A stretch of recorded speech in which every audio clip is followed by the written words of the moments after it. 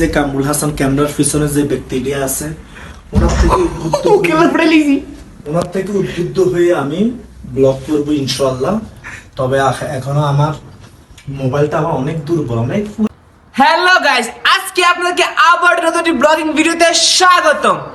আজকে আপনাদের দেখাবো যে মোবাইল ছাড়া কিভাবে ব্লগিং করে এবং সৌদি আরবে বিড়ালরা কিভাবে তারা শিকার করে থাকে, এবং আজকে আমাদের রুমে এক সপ্তাহ পরে কি খাবার নিয়ে এসেছে আজকে আপনাদেরকে আমি এই ভিডিওতে তুলে ধরবো। চলুন আমাদের ব্লগটি শুরু করে ফেলি।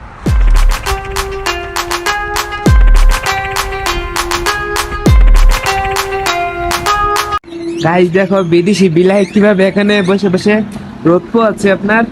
পাখিগুলোকে দেখ, পাখিগুলো সেবাড়ি দেখে শিকার করতে চাইতেছে। দেখো সো গাইস কেমন চালিয়েছে আমার বিল, এটা বয়ে বয়ে রোদ পোয়া। এটা এখানে আরেকটা আছে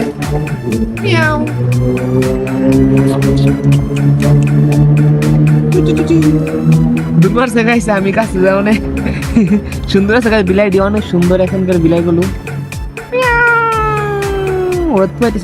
গাইস আজকে অনেক দিন পরে আমাদের জন্য যে রুমের বাজার রয়েছে, বাজারটা নিয়ে এসেছি। আপনার 2 দিন বাজার ছিল না আমাদের রুমের ভিতরে। এই যে গাইস গাড়ির ভিতরে কই রে আমার পিছে বলে রাখছিল। গাইস দাঁড়াও ডিকলে এটা কিনতে আসেনি। আজকে অনেক দিন পরে বাজার করে আনছিল গাইস। ও গাইস বাজারগুলো নিয়ে গেছে মনে হয় রুমে। গাড়ির ভিতরে তো নাই একটা বাজারও, পুরো গাড়ি একদম খালি। গাইস আমি এই গাড়িটা কিছুদিন আগে চালাইছিলাম, খুবই সেরকম গাইস গাড়িটা চালায় অনেক মজা আছে। দেখছো আমার চাবি আছে গাড়ির।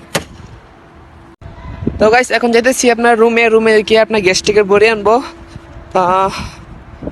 আপনার গ্যাসের জন্য বুক ব্যথা করতেছে আমার না গাইস, ও আরেকজনের, হের জন্য একটা আনবো এবং কি আমার জন্য একটা আনবো। চলো রুমে যাই এবার। গাইস এখন বাজে আপনার দুপুর 12টা। খুবই সুন্দর একটা ভিউ লাগতেছে আমার কাছে, বাইরে রোদ আছে, পুরো বাংলাদেশের মতো একটা ফিল আসতেছে এরকম এই টাইমে যখন আমি রুম থেকে বাইর হয়েছি।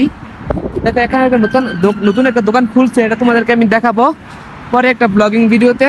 চলো আগে রুমে যাই, কি একটা বড়ি নিয়ে আসি এবং দেখে আসি যে কি কি বাজার করে আনলো আমাদের জন্যে। দেখো গাইস এখানে কত বড় বড় একটা খেজুর গাছ রয়েছে। আপনার 4টা বড় বড় খেজুর গাছ না, 5টা খেজুর গাছ রয়েছে। এটা যদি বাংলাদেশে হতো তাহলে এইগুলোকে কেটে এতদিনে খেজুরের রস বের করা হতো। এতদিনে আপনার অনেক বড় বড় হয়ে গেছে, এখন এগুলো থেকে রস বের করা হয় না এবং কি খেজুর ধরে না মনে হয় আমার।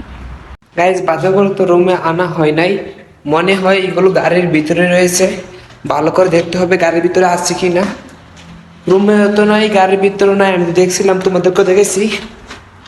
চলো ভালো করে দেখি, তারপরে অবশ্যই বলতে হবে যে বাজারগুলো আনছে কি না।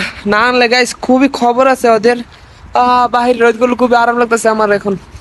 গাইস মালগুলো আপনার গাড়ির ভিতরেই, কিন্তু গাড়ির ভিতরে না গাইস রাখছে, আর কোনো জায়গা ছিল না, সেরকম একটা জায়গার ভিতরে রাখছে। দেখাই তোমাদেরকে পিছনে ক্যামেরা। দেখো মালগুলো কোথায় রাখছে, তার জন্য প্রথমে আমি পাই নাই আর কি। গাইস দেখো মালগুলো কোথায় রাখছে। এই যে আলু আর পেঁয়াজ আনছে, আর কিছুই আনছে না। এই কদিন পর সবজি আনে হলে আর কিছু আনে না, মাছ মাংস তো আনা কোনো না আমি নাই। দেখছো কই রাখছে, আর কোনো জায়গা পিছনে রাখার। আর বলবো গাইস কষ্টের কথা, কোনো তাহলে কাজ টাজ করতে হলে আপনার এখন সিজনটা করার পর এখান থেকে চলে যাব, বেতন দেয় না। দেখছো আমি যাওয়ার সময় করলাম বিসাইড গেছি কিন্তু পাই নাই, আর এখন দেখি এগুলো একদম চিপার মিজে রেখে রাখছে। সমস্যা না, ডিউটি শেষ করে এগুলো লয়ে যাবো। আচ্ছা কি রান্না করবো গাইস, আলু আর পেঁয়াজ দিয়ে কি রান্না করবো তোমরাই বলো। গাইস দেখো ইনি হচ্ছেন ব্লগার, আমার গিম্বলটা দিয়ে। হাই গাইস, আমি একজন নতুন লোক, জীবনে ফার্স্ট টাইম মোবাইল ছাড়া আমি ব্লগ করতেছি। কার থেকে আমি উদ্বুদ্ধ হয়েছি, এই যে কামরুল হাসান ক্যামেরার পিছনে যে ব্যক্তিটি আছে ওনার থেকে উদ্বুদ্ধ হয়ে আমি ব্লগ করবো ইনশাআল্লাহ।